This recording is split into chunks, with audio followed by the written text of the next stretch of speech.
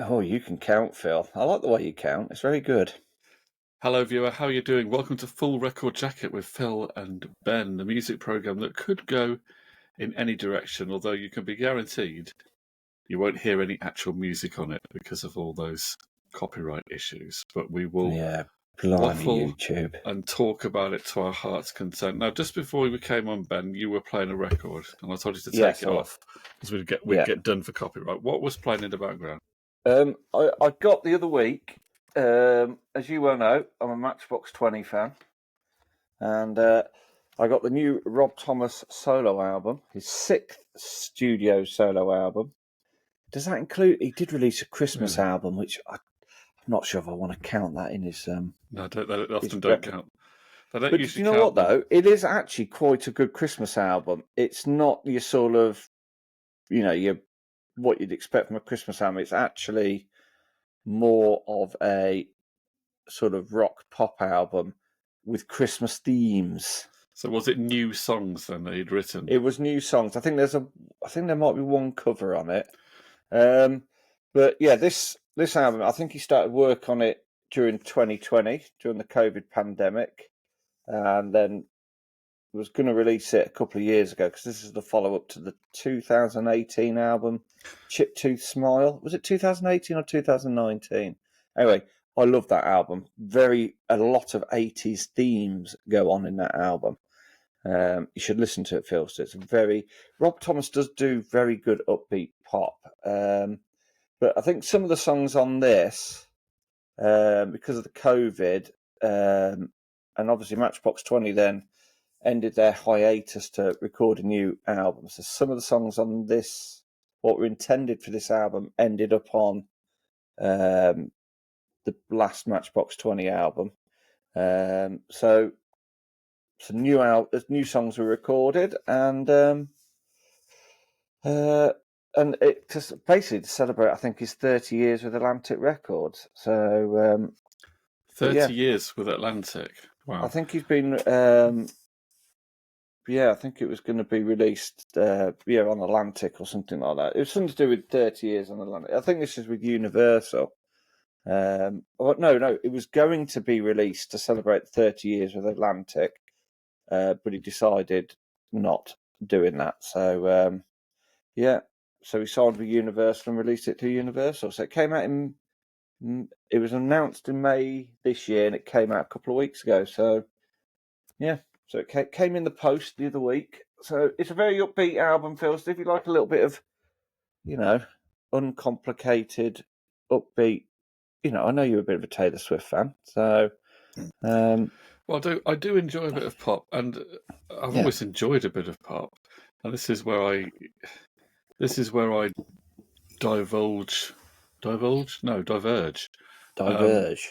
from the traditional. What is it? You've come across them, haven't you? The blokes who, men of our age, maybe even older. Perhaps is this more common with men that are older? Maybe, I don't know. Anyway, I'm waffling into this, aren't I? But the thing that, I like rock music, or I like alternative rock, or I don't want to listen to that pop rubbish. We've all got our secret desires, Phil. But I think there's great talent involved in making a great pop song, isn't there? So there is. Yeah, well, the Beatles were a pop band. Well, they were as really. much as a rock. I mean, at their core, they were rock and roll, but they did. They did cater for a certain market for a certain period of time. Well, they did. They were for the teen girls almost exclusively early on, weren't they? Really, that's what they were marketed. I can imagine the hate mails already being written. How dare you say that the Beatles were a pop band? They were rock and roll. Don't you know this? That is what they were. They were given that title. If you look at footage, if you read articles from the '60s and look at contemporary sources, they were known as beat groups and also pop groups, and the Stones were described as a pop group as well, quite widely. Yeah. And people didn't really object because of the concept of rock being different to pop didn't really evolve until a bit later in the '60s, did it? The lines have always been really blurred, haven't they, between rock and pop? They have been. One thing I'll say about this album, it is relatively short. I mean, it's 11 tracks, Have a guess how long it is. So there's 11 tracks on there. 37 minutes. Close. 32 minutes 50. So 33 minutes, just about. That's very 60s, that is, isn't it? That is make an very album that 60s. short. And I think that's one of the things I like about it is it's upbeat and it's not padded. So Well, this but yeah, is something that's happened in this new vinyl era, that people are making albums and making sure they can fit onto an LP now. Whereas in the 90s they were, let's fill up the CD, weren't they? CD, yeah, be here now. It's kind of quite good. It's forced them to edit themselves a bit. Yeah, get rid of the waif and chafe. So, but no, it's been on the turntable most of the week, so I'm obviously enjoying it. I have got a couple of others this week, but do you know what my slight obsession is at the moment, Philster? I dread to think. Think late 90s, early 2000s Swedish rock. Well, not Swedish rock. I'd say they're kind of a hybrid, but they did. Okay. Do you know what I'm thinking? It's not the Hives. I think I've got it. I don't think it's rock. I don't think it's Roxette either. Remember them? No, I do remember Roxette. They were a bit earlier. Were they more mid-80s? Anyway. Yeah. I think I'm going to guess it's the Cardigans. It's not the Cardigans. Oh, I've got it wrong then. You've got it wrong, Phil. You've got it very, very wrong. It's a Swedish band, and it's not the Hives, and it's not the Cardigans. Yeah, I think I'm pretty sure they're Swedish. Yeah, they are Swedish. Yeah. They were formed in the early 90s, and I would say they're a rock, electronic, dance, and a bit of reggae. Your favourite type of music in there. So it's not that. No, it's not the ones that did those hit songs. And it's not the poppy one, is it? Well, you tell me. It's not Ace of Base. It's not. I saw the sign. Remember that? Opened. That was Swedish. Ace of Base, yeah. I can't think of another. I can't think of another Swedish act that was around at that time. You'll have to tell me. They did a song called Punk Rocker. Okay. Do you remember that? It's ringing a vague bell, but I'm getting the confused. Teddy Bears. Okay, I don't remember them. Well, I vaguely remember the song Punk Rocker, and I was watching the other day the new Superman film, and the closing title track was Punk Rocker, not the original version, it was the version with Iggy Pop. And I thought, I really love this track. And I thought, I vaguely remember it when it came out originally. So I listened to the album Rock and Roll High School by the Teddy Bears. And I'm going to say it, I'm mildly obsessed. It is such a good album. Why have I not heard of this album before? The name's been used before. This is a question that needs answering. The name's been used before. Do you remember that song in the 50s? To know him is to love him. Do you remember that one? Yes, yeah. That was it was basically a Phil Spector production. It was an early Phil Spector thing, yeah. But he was involved in making that, and that act was called the Teddy Bears. Oh, really? Yeah. Yeah. Well, these are called the Teddy Bears. I've just they've recycled it. They have recycled. Well, it means less plastic in the oceans, Philster. So they did. Let's have a look at this song. They signed with Atlantic as well in 2005. Yeah, they've done a bit with Iggy Pop, Nena Cherry, Mad Cobra, and they've released records which have featured CeeLo Green, the B-52s, and the Flaming Lips. The Flaming Lips. You're selling it to me. They must be quite wide-ranging if they've collaborated with all those different. Yeah, and the Flaming Lips. Do you know what they are? I can see some similarities with them and the Flaming Lips. So it's a very good album. A little bit wacky, a little bit arty. Yes, and I put it on the album on, was it Friday, Saturday, whatever day it was. And normally, when I've got, as you well know, Phil, so I have a lot of vinyl records. sometimes it takes you a little while to get into an album, doesn't it? If you don't know the artist, it will take you a little bit of time to get into the album because you're like, do I like it? Do I not? Am I only listening to it because I've paid for it? But the album instantly grabbed me to the point where I was like, oh, I really like this. I may elongate my car journey so I can listen to more of it. But they don't do it on vinyl. I can get it on CD. And what's the point in that when I've got it on streaming services? So, yes, I am mildly obsessed by that album at the moment. It's a really, really good album. And so I think your goals for this week are to listen to the 2 Rob Thomas album. I mean, to be fair, any Rob Thomas album, but Chip 2 Smile. And because you've been listening to a bit of Duran Duran, haven't you? So you're into your 80s vibe at the moment. I'm into a bit of an 80s vibe at the moment. It's very much an 80s vibe. And I think you should listen to the Teddy Bears album. I think that should be your two things for this week. Apart from that, Rob Thomas and the Teddy Bears. I didn't know that Rob Thomas had made 6 solo albums. You said that was interesting. I didn't know that. Yes, yeah. Something to. Oh, I can't remember. Was it Her Diamonds? Something to Be. Chip 2 Smile. The Christmas album. This one. And I am going to struggle for the other title, which is probably his first album. No, first album was it Lonely No More, something like that. The Great Unknown. That was it. He's done all those. And then what do we hear on the radio? The only one we hear is Smooth. Smooth as Santana, yeah. So I know. There's more.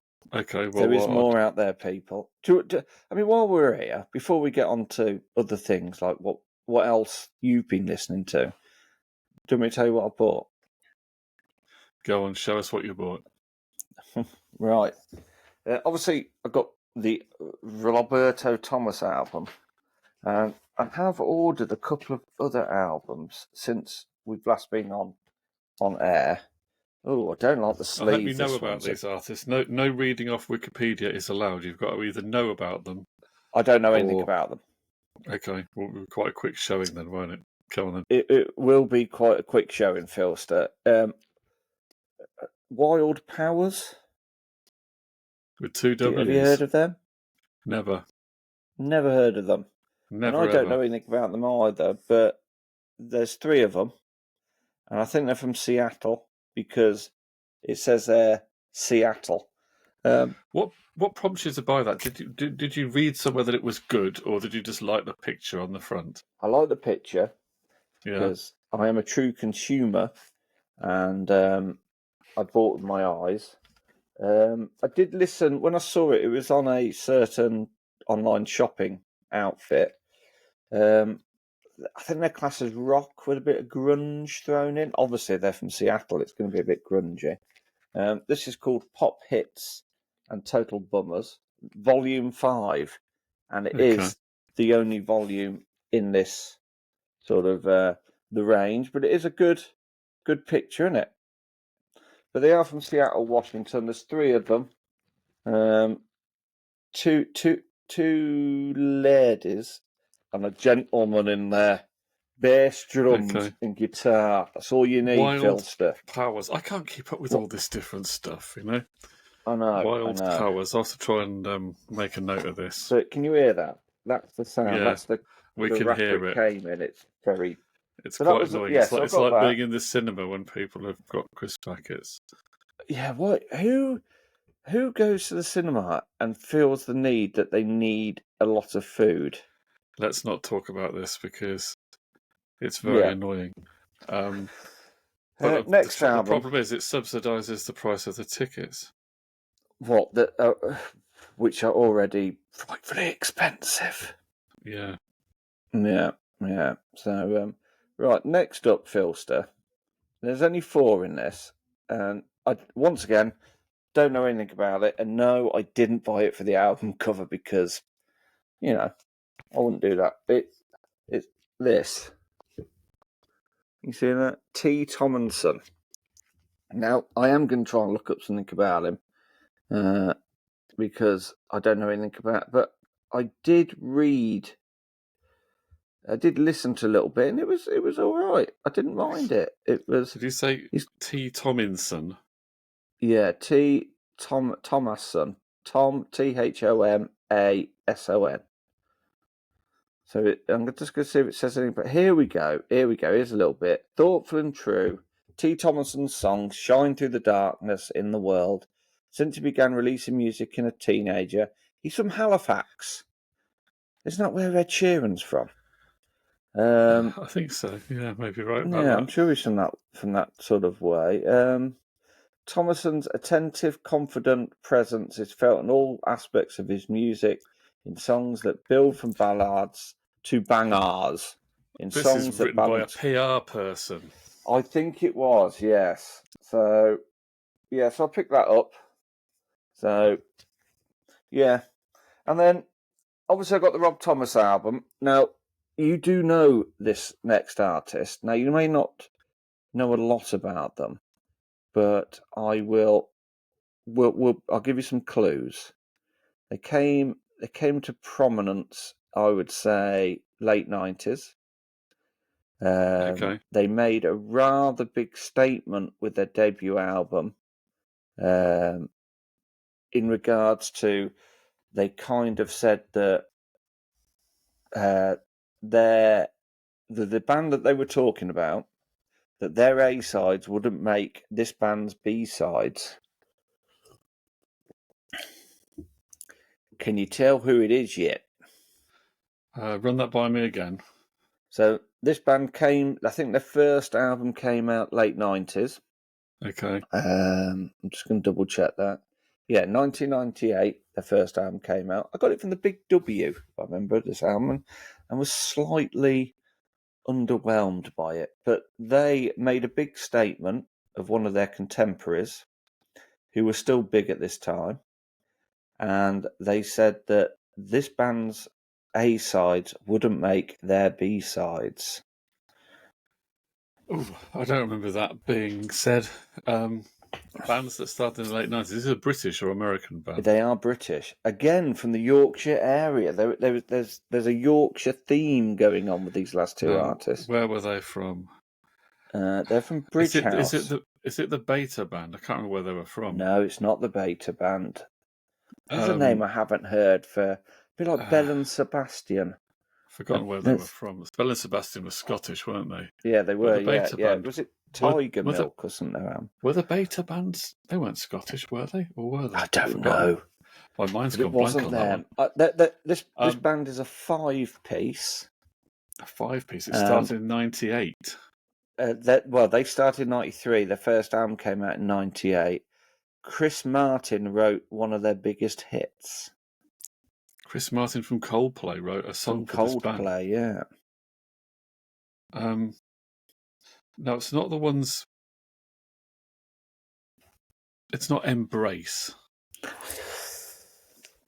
No. It is Embrace. Is it? It is Embrace.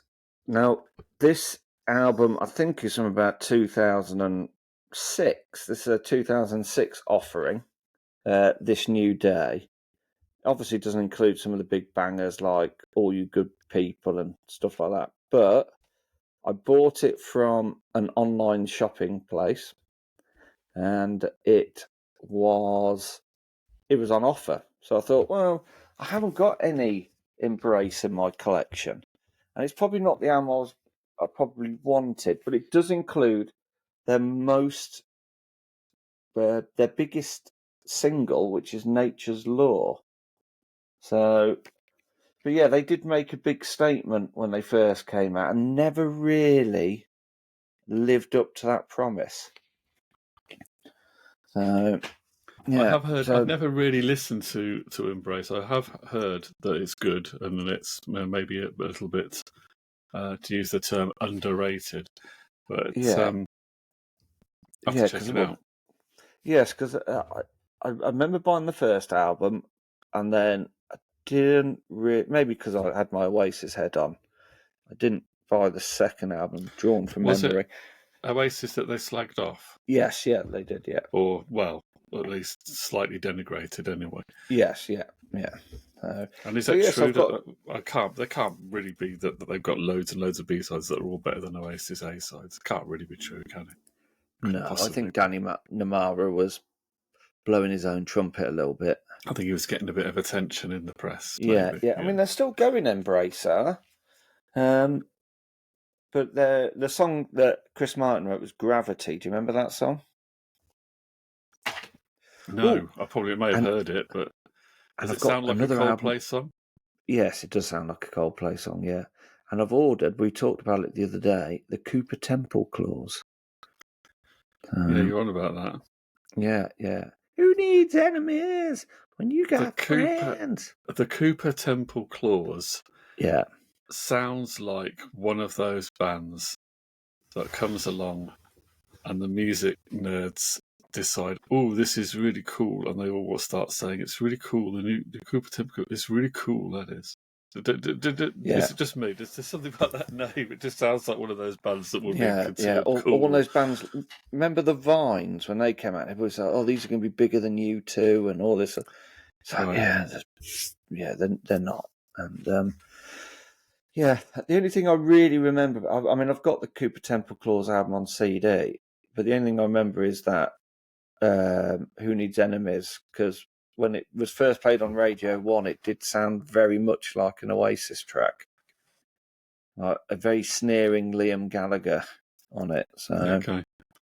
Yeah. Never heard it. Can't comment. Can't comment. No comment. Take the fifth. What have you been listening to, Philster? I don't even know whether I could admit it, Ben.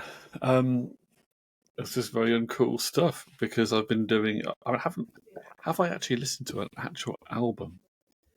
Have you listened to any old radio shows that you may have found on cassette? No, I haven't got because I've got the cassette. I haven't got around to doing that yet. They're 25 years old, aren't they? Crikey. They're more than that, are they?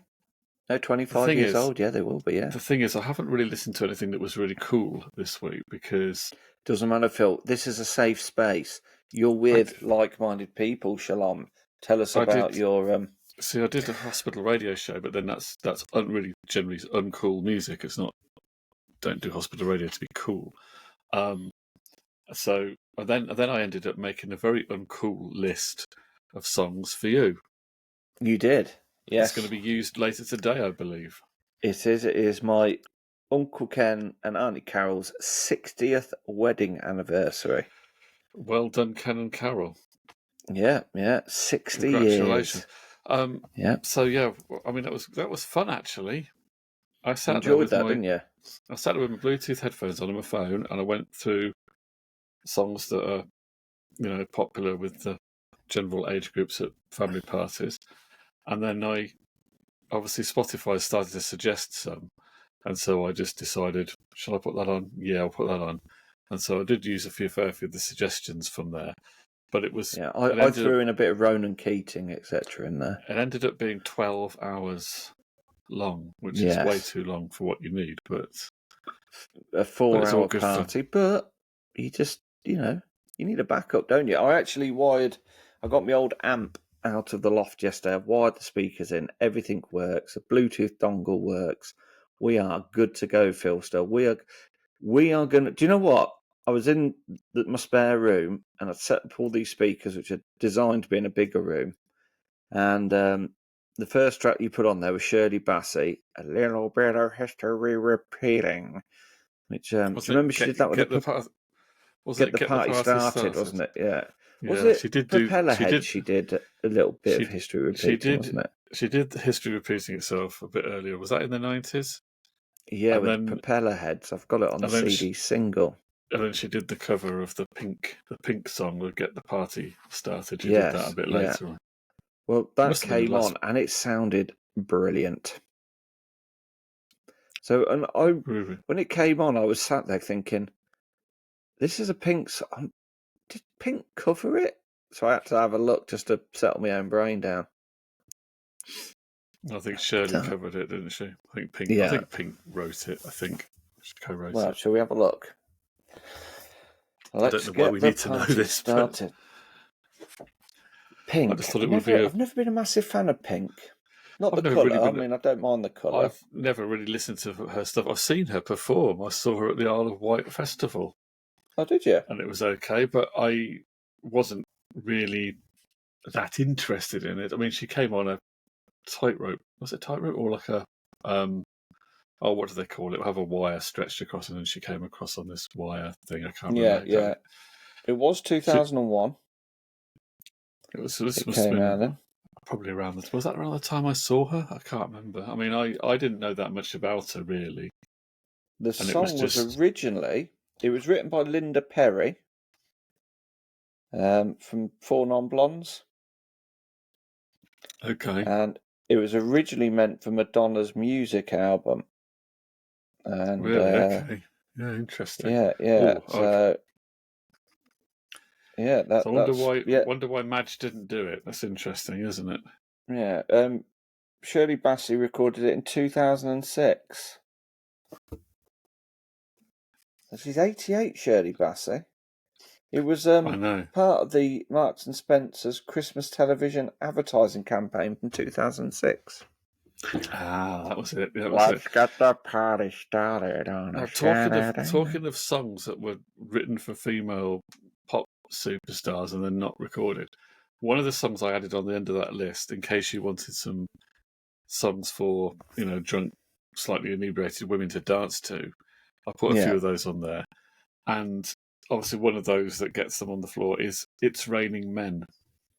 Whereas Yeah, as I've renamed it, It's Raining Ben. yeah. It's raining. Well, I looked up. I for some reason I hadn't heard that song in ages, and I decided to look up the history of it. And because I used it on my quiz. My defence for looking into "It's Raining Men" is that I used it on the hospital radio quiz. Okay, with two other songs that were about raining. And I didn't realise that song had been written in the early 80s by whoever the guy was that co-wrote it. And they'd originally intended it to be for Donna Summer. Oh, right. And when you listen to it with that in mind, you think, actually, it does kind of sound like a Donna Summer record.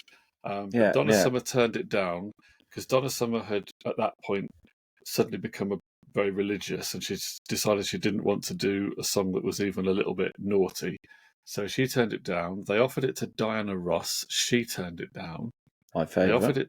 They offered it to Barbra Streisand, and she turned it down. Can't quite imagine Barbra Streisand doing that, but I can't imagine her doing the song. It's not really quite her style, is it? So I'm not surprised that she turned it down. They offered it to Cher, who, again, you could imagine it would have been exactly right for her, but she turned it down. Oh. And then they found this act called the 2 Tons of Fun. Two women who became the Weather Girls and had the big hit with it. And they weren't too keen on recording it either. But they are now when they're driving their Bentley. They were persuaded to do it. And I was discussing this with someone the other day. I hope that they did get remunerated for it. I hope they did get a decent deal on it, because obviously they weren't the writers, they were just the performers. So hopefully they've got performance royalties. I hope they've got all their royalties from it. But they were called the 2 Tons of Fun. Then when they put the record out, it was put out under the name the 2 Tons, just 2 Tons. And then that was the first run or the first promos. And then because they say something about being Weather Girls at the start of the song, everyone inferred that they were called the Weather Girls. So then it got re-released. The record company put it out with the new name on, and then they were stuck with being the Weather Girls forevermore. Yeah, there's so many songs out there that have been offered to people and been rejected. Like one of the best pop albums of the early 2000s is Justin Timberlake's Justified album. A lot of that album, like I Love You, etc., was written for Michael Jackson by what were they called? Pharrell Williams, NERD? No, it wasn't NERD. What were they called? Neptunes. Written by the Neptunes for Michael Jackson. He turned it down, so therefore it was picked up by Justin Timberlake, and that became a mega hit. And I remember Snow Patrol. Do you remember the song Just Say Yes? Just say yes. Just say remember that one? Not really, no. Oh, maybe it's why I was singing it out of key. Well, that was originally written for Gwen Stefani. She turned it down. And then Nicole Scherzinger, is it? From the Pussycat Dolls? Scherzinger. Yeah. Scherzinger, that's it. She was given permission to record it for a solo album. And she did record a version of it. And then the album got shelved. So then Snow Patrol released it. And I think it went to number 1. It's a good hit.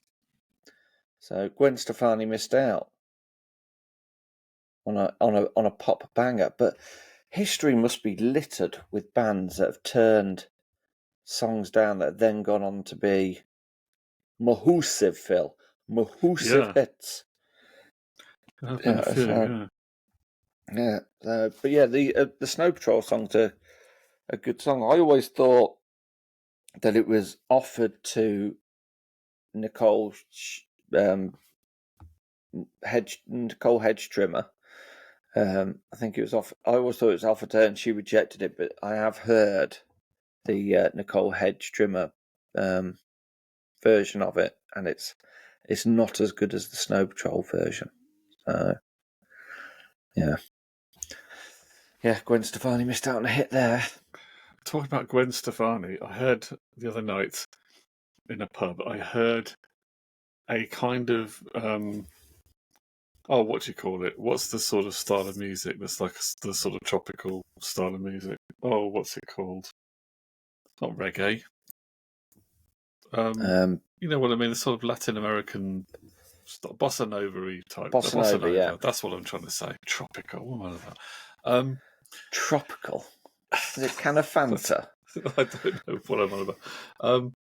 There was a version of It's My Life by Talk Talk being done in a bossa nova style.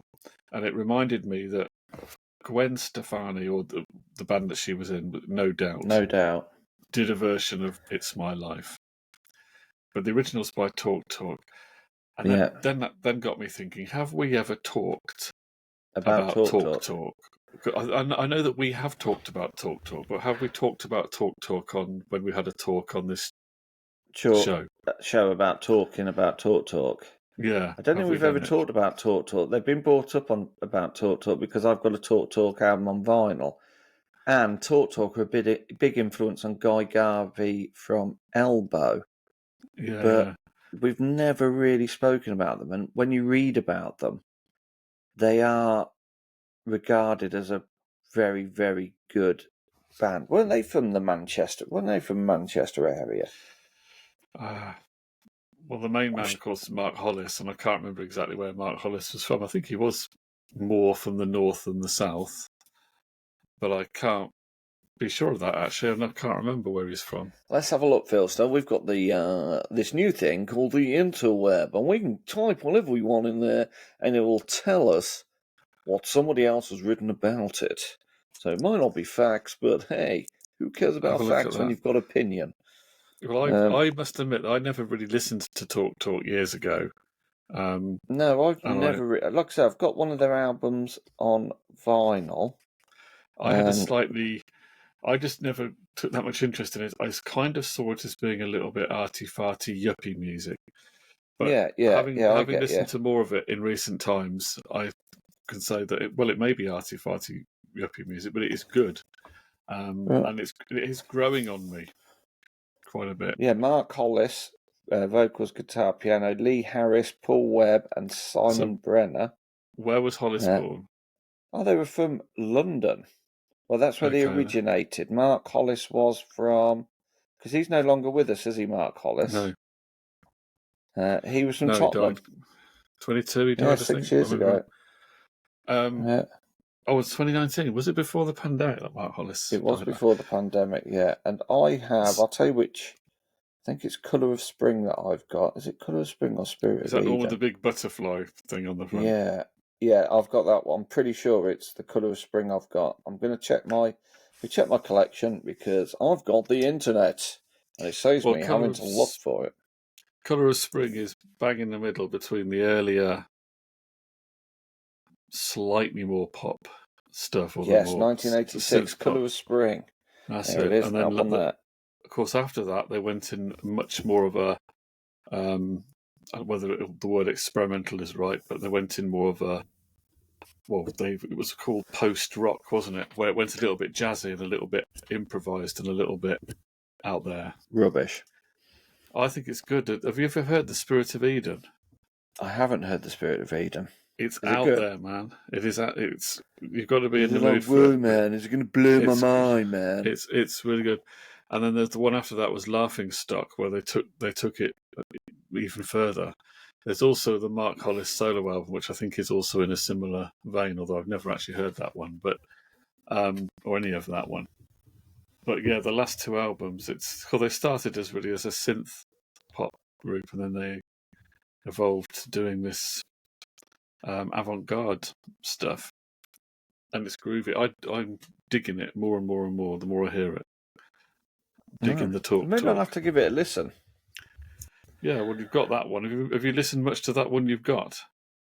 I've got a note from my mum that says, "Sorry, Ben can't listen to the Talk album at the moment because he's got over 1,000 other records he hasn't listened to yet." I think I did. I think when I got it off of my auntie, that album. And I think when I was reading the interview with Guy Garvey about his love of Talk, I'm pretty sure I put it on. I'm pretty sure I listened to it. Maybe if I put it on, it will bring back some memories of about 4 or 5 years ago when I read that interview with Guy Garvey. Hollis vocals have grown on me because I did put it down to being this sort of not more slightly pretentious arty-farty yuppie stuff at the time. But I apologise to Talk and I completely revise my view. Well, I'll ask you one question. Is it arty-farty nonsense? Like, is it We May Be Giants or whatever? No, it's not like that. It's not like that. No. You can take it a bit more seriously. What were they called again? They Might Be Giants. Yeah. What was the song they did? Well, they did the album Flood. Yeah. And awful. They did more than one album, but the big hit was Birdhouse in Your Soul. Yeah. But but there are other songs more annoying than that, aren't there, on their album? Yeah, like the whole album. It's just, I would rather stick my head in a box full of angry wasps. I think the first album that they did that was notable, it might not have been their debut album, but they did an album before that called Lincoln. Oh, yeah. It's got a building on the front of it. Maybe you should give that one a go as well, just to be sure that you don't like them. But I cannot be held responsible for my actions after listening to it. That's all I'm going to say. That's all I'm going to say, Phil. There may be bodies littering the streets of our hometown. I must admit, it's never... I mean, on one level, I should like They Might Be Giants, because it's slightly wacky, arty American stuff, and they've got a bit of sense of humour. And on paper, I should like it, but I don't really like it that much. Although I don't mind Birdhouse in Your Soul, though. I don't mind that one. But I mean, yeah, that's not too bad.